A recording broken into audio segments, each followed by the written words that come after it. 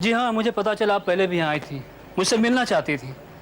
जी doctor साहब, उस दिन जब मैं आई थी तो मुझे पता चला कि आपके इस हॉस्पिटल में एक पेशेंट थी, रूमा। जी हाँ थी। मैं उनके बारे में ही कुछ जानकारी चाहती हूँ। क्यों? डॉक्टर साहब, ये रूमा रॉय जिन्हें मैं तलाश रही हूँ, ये मेरी बड़ी बहन है।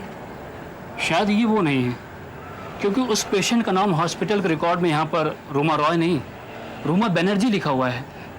डॉक्टर साहब, मेरी बहन शादी से पहले रूमा बनर्जी ही हुआ करती थी। ओ ऐसी। पूछिए क्या पूछना चाहती हैं आप? उन्हें यहाँ कौन लेकर आया था डॉक्टर साहब? कौन लाया ये मालूम नहीं, क्योंकि मेरे आने से पहले वो यहाँ पर थी। उन्हें हुआ क्या था? ट्रॉमा की शिकार थी वो, सीवियर ट्रॉमा।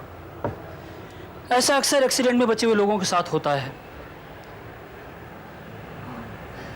तो उनके सारे इलाज का खर्चा कौन उठाता था? हमें तो हर महीने रकम मिल जाती थी, एक आदमी दे जाता था। क्या नाम था उसका? काली प्रसाद? जी हाँ, वही सारा खर्चा उठाता था। शायद उनका दूर का रिश्तेदार था वो। लेकिन रूमा दी को यहाँ से लेकर तो एक लड़की गई थी ना?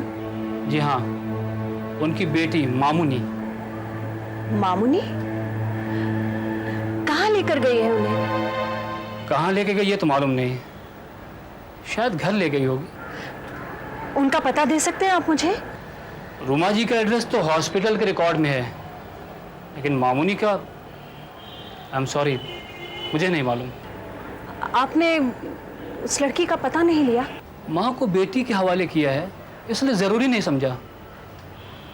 शायद वो आपके शहर की ही है। हाँ याद आया, एक बार वो कह रही थी कि वहाँ किसी बहुत बड़ी कंपनी में नौकरी कर रही है। डॉक्टर साहब, आप यकीन से कह सकते हैं कि वो लड़की रूमा दी की बेटी ही है? अब एक पागल और बूढ़ी औरत कितनी सेवा बेटी की सेवा कौन कर सकता है? और इसलिए हमने भी हमेशा यही माना कि रूमा मामुनी की माँ है और मामुनी रूमा की बेटी। थैंक यू डॉक्टर साहब। वेलकम।